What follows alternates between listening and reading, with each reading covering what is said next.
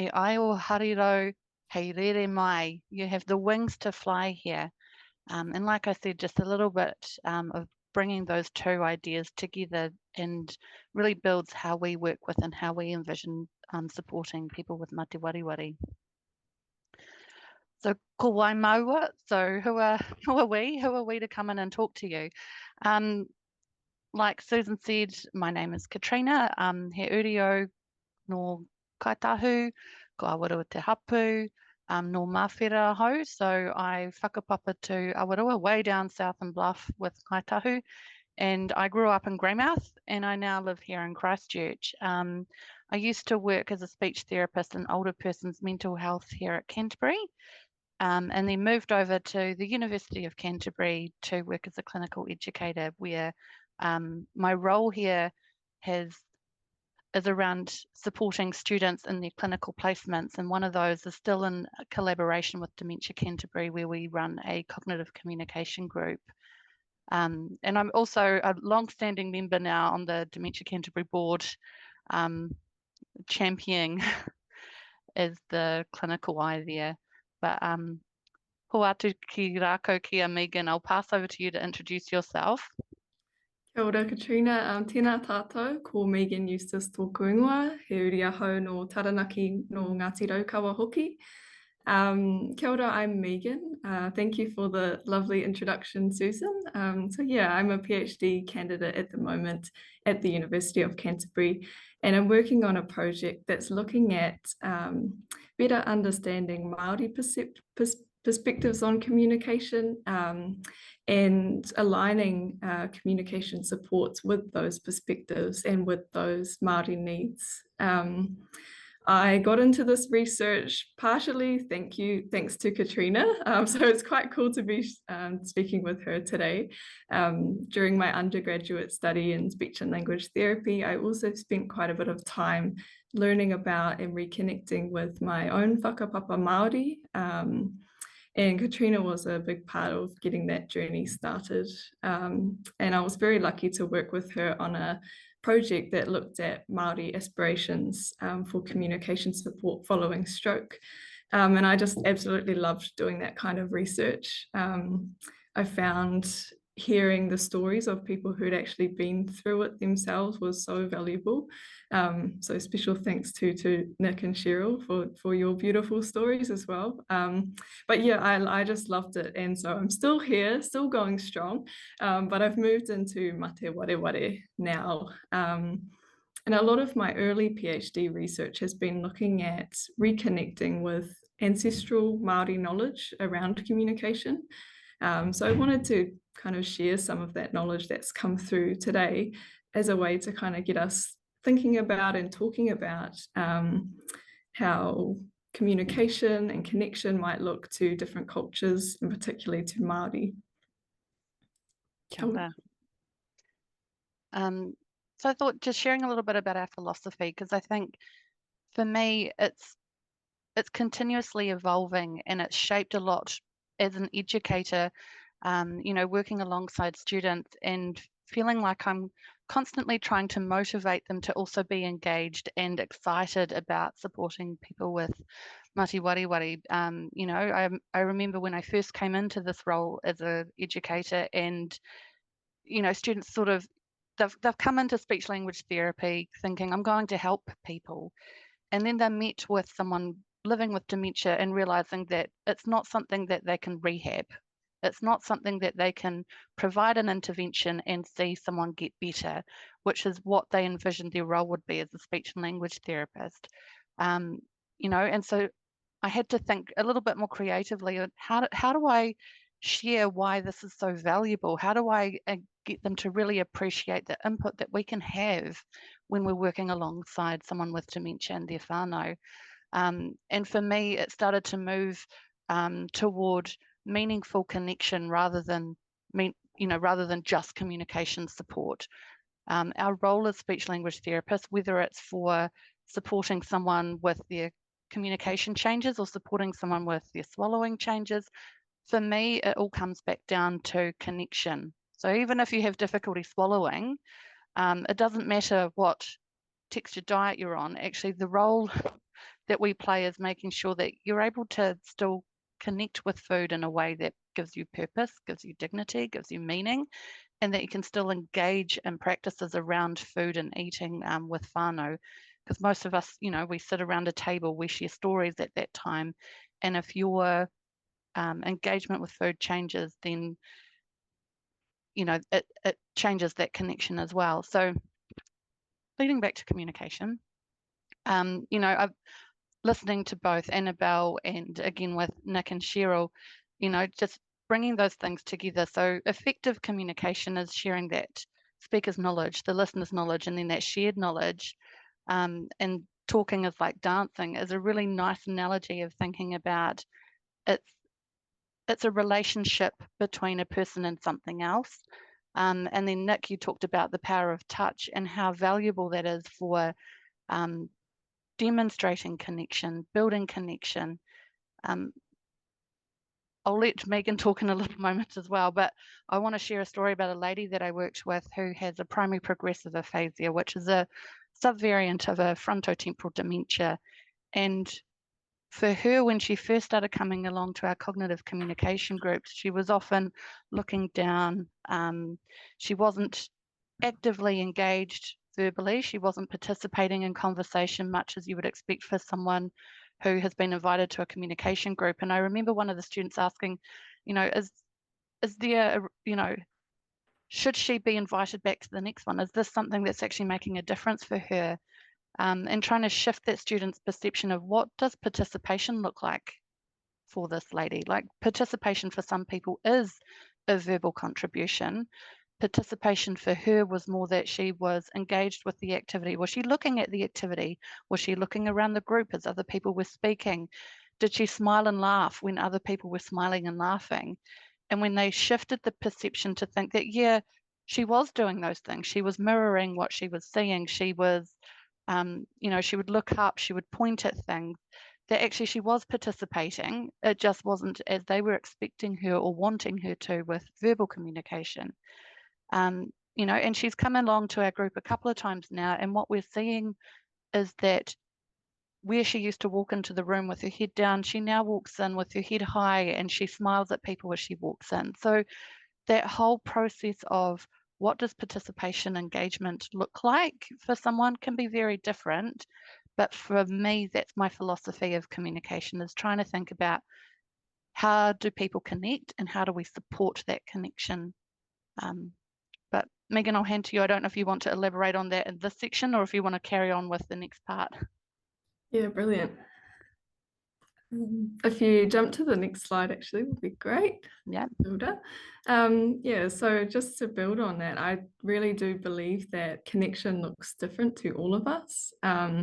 My personal philosophy around communication, I guess, is building up through some of the study we've done, looking at Māori ancestral communication.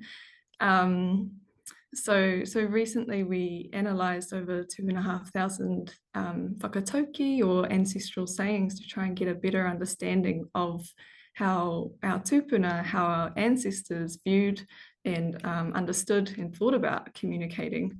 And I love what Katrina said, that connection is about a relationship to something.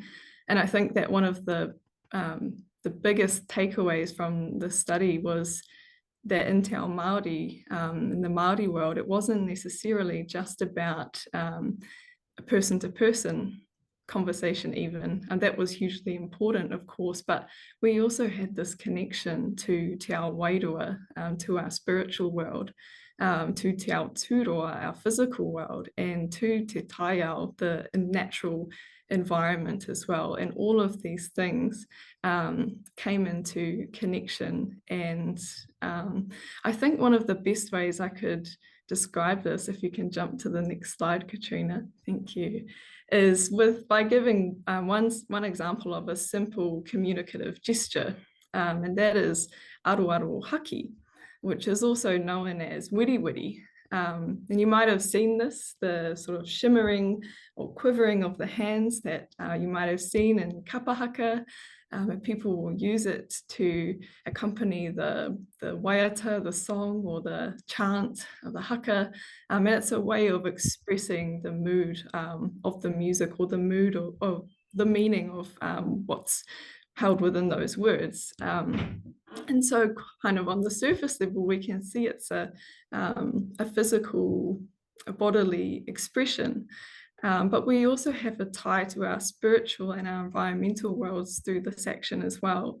So wiri or aro haki, it comes from tāne rore. So tāne rore is the son of Tamanui te rā, the sun in the sky, and Hine Raumati, the summer maiden. And he's known as the originator of the haka. So aro haki comes from him, and it's a connection that we have to our atua, to our gods. And at the same time, there's an environmental, natural tie as well, because aro haki is known as this shimmering air that you might see on a hot day. And some people talk about it as being a communication that comes from the universe and through the wairua, through the spirit of a person, and then out through their body. So this is just one example to show this kind of interconnectedness of all of these different worlds that happen when we communicate. And there's an idea that kind of keeps on coming up in ancestral knowledge. Next slide, please. Thank you. So I wanted to look a little closer into the spiritual side of things, because I think for a lot of Māori, mate wareware is a spiritual journey. And we see spirituality coming into communication as well. We found it in things like mauri, so all our messages having this life force. So like everything that's animate in the world, messages had their own kind of a life energy. We also see it with mana, that communication was guided by mana or by spiritual power. People often think of mana as something that's attached to people, and it certainly was. So the greater a person's mana, the more weight and authority and power that their words had. But we also saw that te reo Māori, Māori language has its own mana as well. And then of course, wairua, which is our spirituality. So like I mentioned in that previous example, a lot of communication actually happened through the wairua, through the spirit. And we were very capable, and still are, of communicating with our atua, with our gods, and drawing on their influence through things like karakia, which in traditional times would be done routinely, would be a very regular thing, something that was done daily. So this wairua spirituality side of communication was something that came into our daily life. Next slide. Thank you. And this idea of this interconnectedness with our whole world, with our spiritual world, with our environment as well, was also coming through in conversations with people who have, with Māori people who have mate wareware. So I wanted to share an example of a discussion that I had with a recent participant. When I asked him, what is needed to support communication for you? His answer was cultural connectedness. And he explained that by giving me an example. And his example was, in Te Ao Māori, when you first meet somebody and you find out that they're Māori, your first question is normally, no hea koe, where are you from? Or what's your surname? So these questions are asked to find out, who and what are you in relationship with in this world? And then can I find a connection that I have to one of those places or ancestors? So this is a really essential part of connecting with people. And again, it's connecting us in with our wider world. And he was talking about how this is kind of changing a bit. So one of his kids was talking to him recently about one of his best friends, and he'd asked his child, you know, oh, where are they from? What's their surname? Who are their parents? And the kid said, oh, I don't know. And he said, well, you don't know them if you haven't asked those questions. So for him, it was that connectedness was such an essential part of being in a relationship with a person. Next slide, please, Katrina. I might just elaborate there too. So Yeah. my son is often coming home with new whanaunga, new relatives, because they whakapapa to the same somewhere, or they have the same waka, or they have the same something, and he'll come home and he'll be like, do you know, we're also related to this person.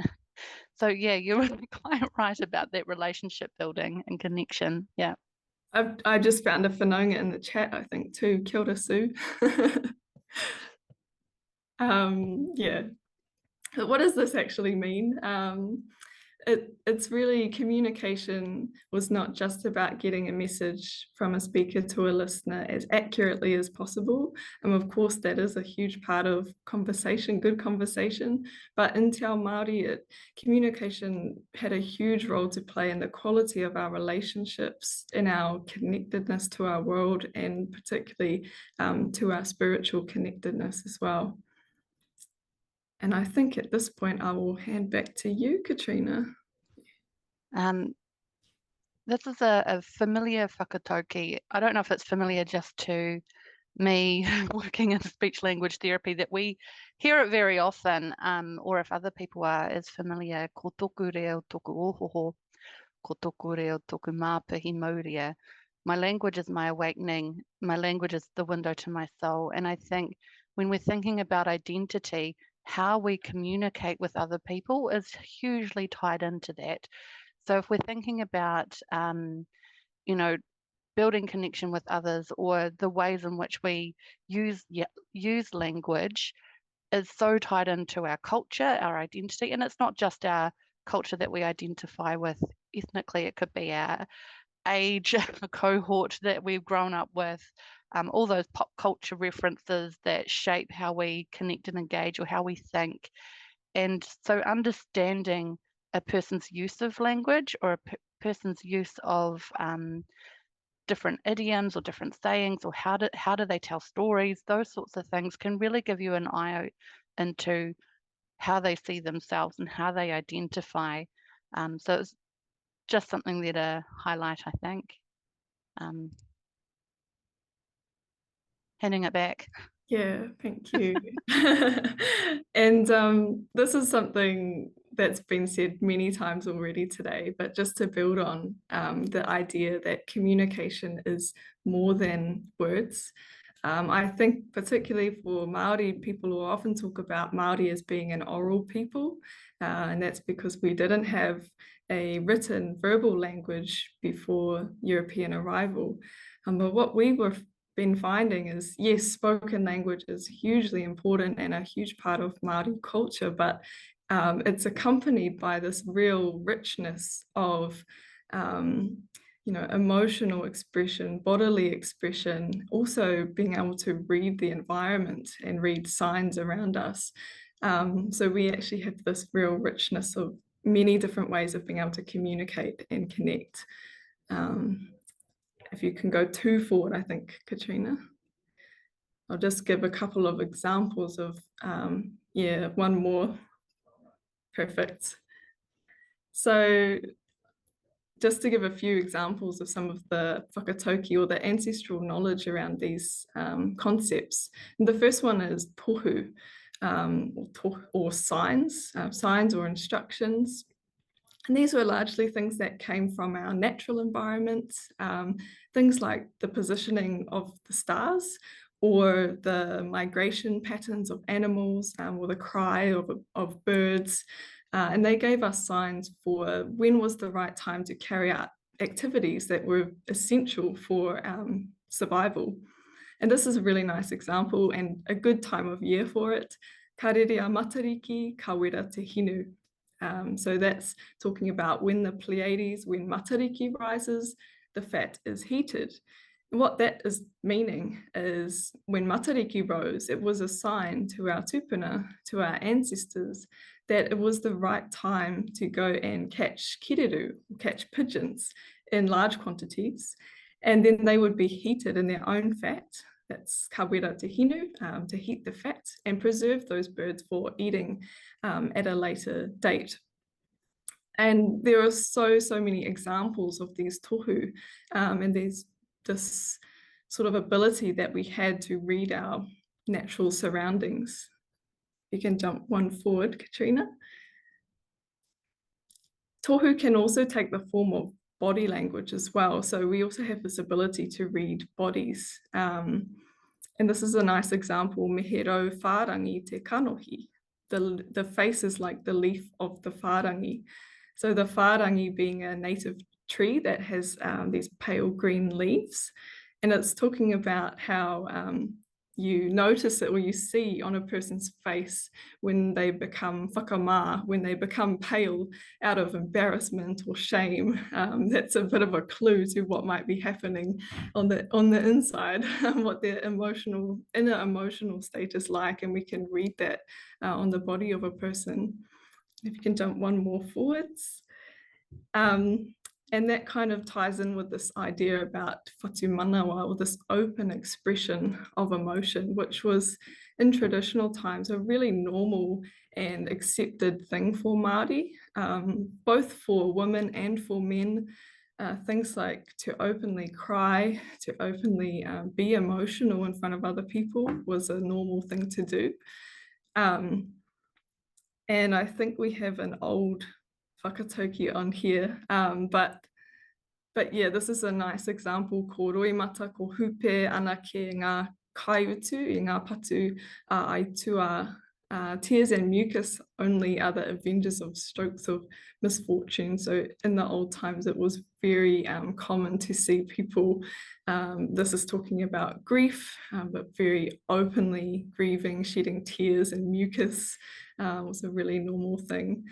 And if you jump one more forward, and some of these ideas are coming through in conversations as well with people who are currently experiencing mate wareware, particularly talking about partners who have learned how to read the emotional state of their loved one, or how to read the body of their loved one and actually adapt their interaction style to fit that. And I think that these are all just beautiful examples of kind of, I would call it like traditional literacy. It might not be literacy as in reading written words, but it's a form of reading, because we're tuned into and getting information from our surroundings, from other people's bodies. And I think in the mate wareware context is something for us to remember when words can become more difficult, that we have all of these other resources to draw on as well.